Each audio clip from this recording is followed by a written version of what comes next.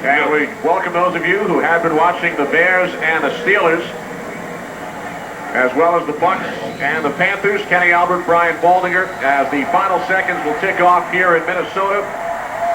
5 interceptions for the Vikings.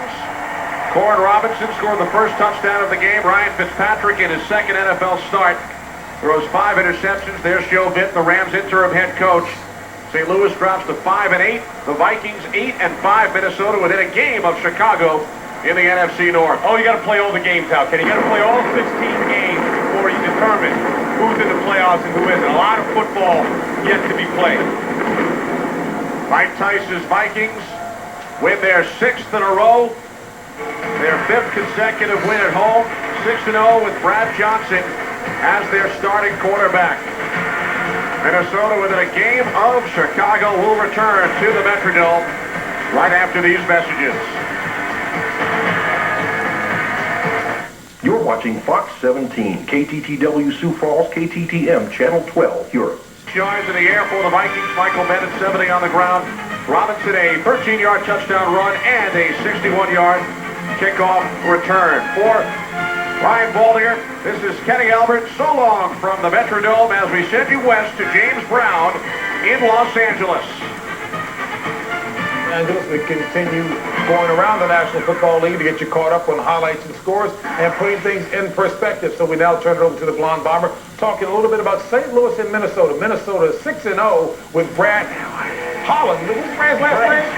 Brad, at the helm. There you go. The owner, Ziggy Wilp. Ziggy, how you doing? You got to learn where the cameras are, Ziggy, if you're an owner. Nice job. Corn Robinson, a little option on a reverse 13-yard touchdown run. His first run for a touchdown on the season. Vikings up 7-0.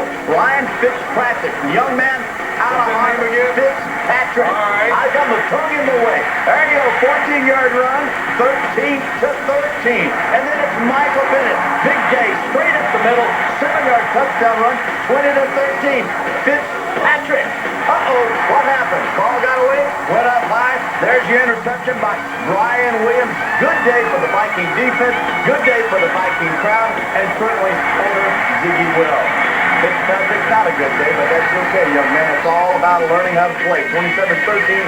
Vikings now 6 in a row take their record to 8-5. All right, I guess it's safe to say that the Vikings are getting Ziggy with it. Yes, they pulled that one off. That's the Mike Berger line. That's the Mike Berger line. John Gruden, head coach of the As we take a look at the NFC playoff picture, and again, Jimmy Johnson already talked about things being tight at the NFC North, certainly the same in the NFC South. All of the NFC East teams are playing later. Jimmy and Howie, if you take a look at this, again, design parity in the National Football League. Certainly that's what we're heading towards at the end of the season as well. When you look at the NFC South, Tampa right now tied 9-4 with Carolina, but Tampa's got the edge with division record. So it's going to go down to the very last week. You got Atlanta a couple of games back, of course, be playing tonight. So, Carolina and Tampa is going to have a tight race. Well, Minnesota back in the picture. It's a game you expect them to win at home. They get Pittsburgh, a resurgent Pittsburgh, in next week. And then the last game of the year, at home versus the Chicago Bears. That might dictate the fate of their season. If they don't win the division, I don't know that they get in. Yeah, Carolina, I thought would lose this football game. He doesn't get a lot of recognition from me anyway, because I go too far back with him. But Game Ball just continues to make enough plays for us to win. Brad Johnson. All right. Yeah.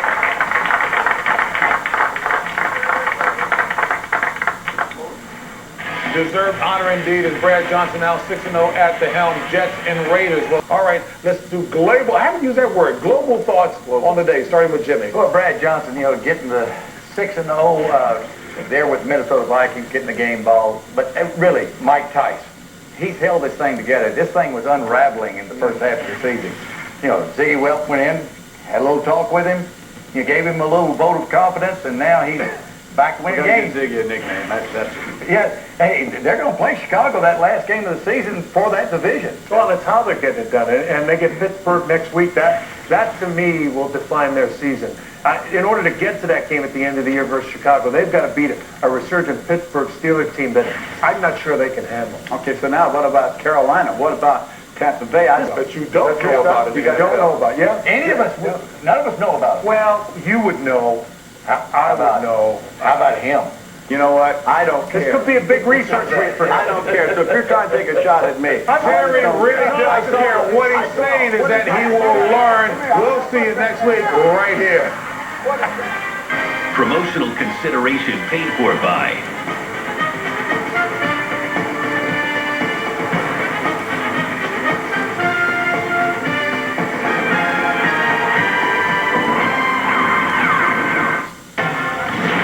Fox Sports thanks you for watching this presentation of the National Football League. The NFL is online at www.nfl.com.